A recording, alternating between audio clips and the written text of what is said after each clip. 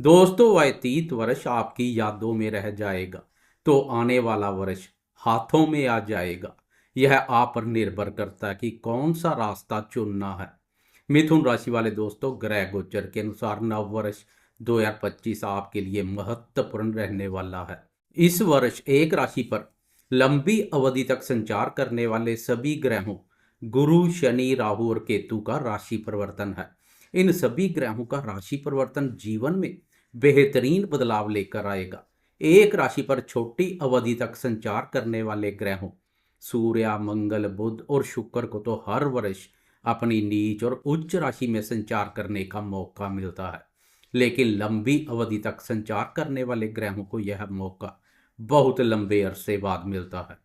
2.5 वर्ष के बाद कर्मफलदाता शनिदेव, 1.5 वर्ष के बाद राहु केतु, तो 1 वर्ष और 1 महीने अर्थात 13 माह के बाद गुरुदेव का राशि परिवर्तन आता है। नव वर्ष में इन सभी ग्रहों का राशि परिवर्तन है जो इस वर्ष को बेमिसाल बना देगा। वीडियो में विस्तार से नव वर्ष की बात करेंगे। वीडियो बहुत महत्वपूर्ण रहने वाली है, वीडियो के अंत तक बने रहें। नमस्कार दोस्तों, मैं एस्ट्रोलॉजर राजेश कालिया हार्दिक स्वागत करता हूं आपका अपने यूट्यूब चैनल अक्षित एस्ट्रो मास्टर में। मेरे मिथुन राशि वाले दोस्तों, कैसे हो दोस्तों? मैं बिना कोई आलतू फालतू बात किए बगैर सीधी, स्पष्ट और सटीक बात करना अधिक पसंद करता हूं। सबसे बड़ी खुशखबरी नव वर्ष में यह रहेगी, अनावश्यक खर्चों पर ब्रेक लगेगी।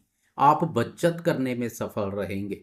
व्यतीत वर्ष में खास कोई बचत देखने को नहीं मिली है, बचत प्रभावित रही है। कहीं ना कहीं से खर्चे निकल कर सामने आ रहे थे। अनावश्यक खर्चे तनाव का कारण बने हुए थे। यह भी नव वर्ष का महत्वपूर्ण बदलाव साबित होगा। फालतू के खर्चों पर लगाम लगेगी। खासकर मई माह के बाद जमा पूंजी में वृद्धि से बैंक बैलेंस बढ़ना शुरू हो जाएगा।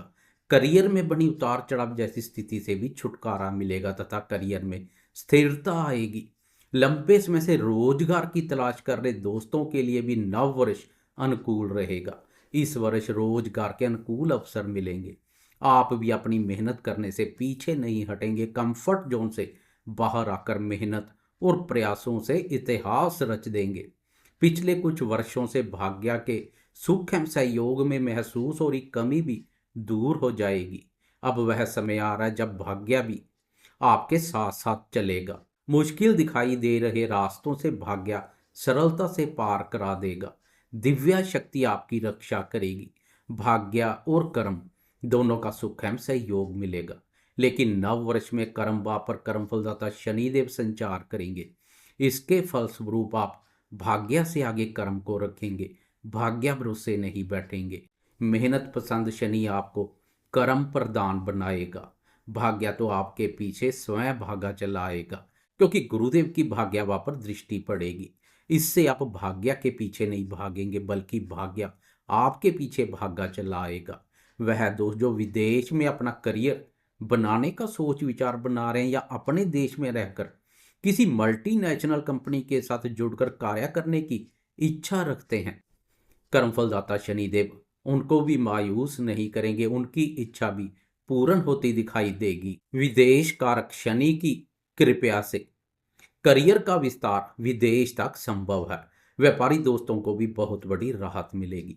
मई 2025 से व्यापार भाव के स्वामी गुरुदेव की दृष्टि पड़ेगी, जो ठंडे और मंदे पड़े व्यापार में तेजी लेकर आएगी। अपने कार्य व्यापार के प्रति बने असंतुष्टि जैसे भाव दूर हो जाएंगे। नव वर्ष में मई के बाद व्यापारी दोस्त पूर्ण रूप से संतुष्ट दिखाई देंगे।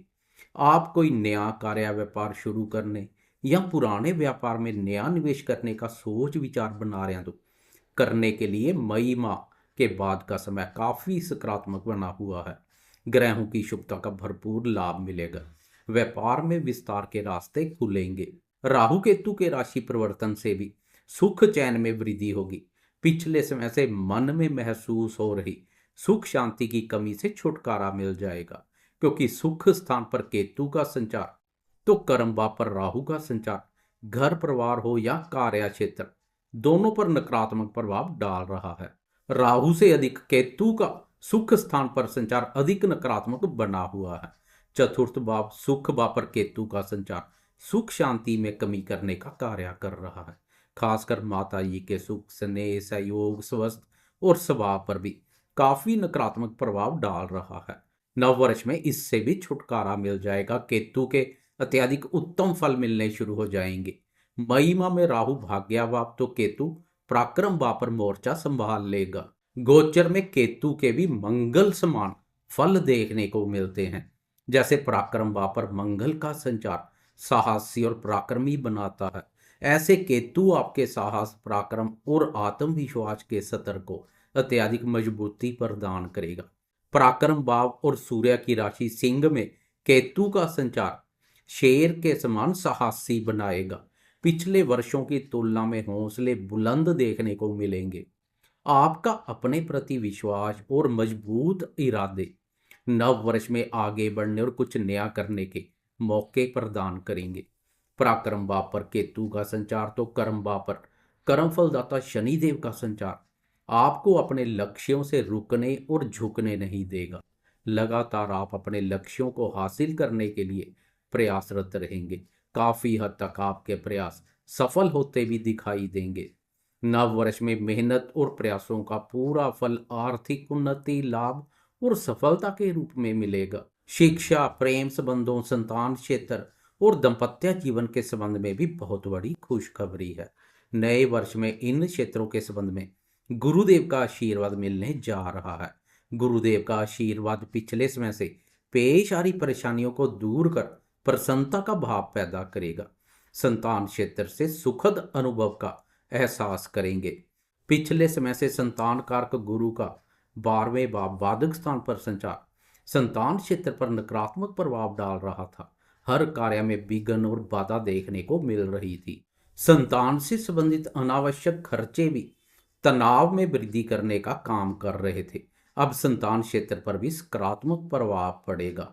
संतान से संबंधित सुखों में वृद्धि होगी। ज्ञान कारक गुरुदेव का आशीर्वाद विद्यार्थियों के लिए भी किसी वरदान से कम नहीं रहेगा। नव वर्ष में विद्यार्थी शिक्षा के क्षेत्र में बहुत अच्छा कार्य करेंगे। अनुसंधान क्षेत्र में नए आयाम स्थापित करेंगे। प्रेमियों के प्रेम जीवन में भी बहार आएगी। आपकी राशि के लिए प्रेम प्यार भाव का स्वामी प्रेम प्यार और रोमांस कारक शुक्र है। यही कारण है मिथुन राशि वाले बचपन से रोमांटिक मिजाज के होते हैं। भोग विलास कारक शुक्र के प्रभाव से जीवन के किसी न किसी मोड़ पर प्रेम संबंध स्थापित हो जाते हैं। नव वर्ष में शुक्र का शुभ अशुभ गोचर चलता रहेगा, लेकिन मई माह से पूरे वर्ष तक प्रेम प्यार भाव पर गुरुदेव की दृष्टि पड़ेगी, जो प्रेमियों के प्रेम जीवन को आनंदमय बना देगी। पुराने गिले शिकवे दूर होते दिखाई देंगे। गुरुदेव का आशीर्वाद उन प्रेमियों के लिए किसी वरदान से कम नहीं है जो अपने प्रेम संबंधों को विवाह सूत्र में बांधने के लिए प्रयासरत हैं। गुरु के आशीर्वाद से प्रयास सरलता से पूर्ण होते दिखाई देंगे। प्रेमियों के प्रेम जीवन के साथ साथ शादीशुदा दोस्तों के दाम्पत्य जीवन में भी गुरुदेव का आशीर्वाद अहम रोल अदा करेगा। व्यतीत वर्ष में दाम्पत्य कारक गुरुदेव का 12वें भाव बाधक स्थान पर संचार दाम्पत्य जीवन में भी विघ्न, बाधा और विपत्तियों का कारण बन रहा था, लेकिन अब शादीशुदा दोस्तों को बहुत बड़ी राहत मिलेगी जब मई माह से दाम्पत्य भाव के स्वामी गुरु की दाम्पत्य भाव अपने भाव पर दृष्टि पड़ेगी। दाम्पत्य जीवन में मधुरता का भाव देखने को मिलेगा। जीवन साथी से संबंधित हो रहे खर्चों पर लगाम लगेगी, लेकिन गुरु की दृष्टि के अलावा शनि की दृष्टि भी पड़नी शुरू हो जाएगी। गुरु और शनि दोनों की दृष्टियों के मिले जुले परिणाम देखने को मिलेंगे। कभी कभार दाम्पत्य जीवन में वैचारिक मतभेद भी देखने को मिल सकते हैं, लेकिन गुरुदेव की दृष्टि के परिणाम स्वरूप खास कोई नकारात्मक प्रभाव देखने को नहीं मिलेगा। मामला बिगड़ेगा नहीं। वैसे भी मधुर चले आ रहे दाम्पत्य जीवन में कुछ मन मुटाव हो तो नजर लगने से बचाए रखते हैं। दाम्पत्य भाव पर गुरु और शनि दोनों की दृष्टि शादी विवाह के लिए प्रयासरत अविवाहितों के लिए किसी वरदान से कम नहीं है। गोचर में जब दाम्पत्य भाव पर शनि और गुरु दोनों का आशीर्वाद मिल रहा हो तो लंबे समय से बैठे अविवाहित भी विवाह सूत्र में बंध जाते हैं। नव वर्ष में आपकी राशि में प्रवेश कर गुरुदेव शादी विवाह के बंधन में बांधेंगे, तो नेक्स्ट ईयर 2026 में कुटुंब भाव में प्रवेश कर कुटुंब में वृद्धि करेंगे। घर में नन्हे सदस्य का आगमन होगा। नव दंपतियों को संतान सुख मिलेगा। कुल मिलाकर देखा जाए तो नव वर्ष में भाग्य का सहयोग, आर्थिक स्थिति मजबूत, करियर में मेहनत और प्रयासों से सफलता, संतान सुख में वृद्धि, प्रेम प्यार जीवन में मौज, शिक्षा में सफलता, दाम्पत्य जीवन में खुशियों का प्रवेश होगा। शादी विवाह और रोजगार के प्रयास कर रहे दोस्तों के प्रयास भी सफल होंगे। कुल मिलाकर हर किसी के लिए नव वर्ष उम्मीद की एक नई किरण लेकर आ रहा है, जो आपके जीवन में उजाला कर देगी। जाते जाते कमेंट बॉक्स में गुरुदेव और कर्मफलदाता शनिदेव की जय जयकार करते जाएं। साथ में लाइक शेयर कमेंट्स और सब्सक्राइब करना ना भूलें।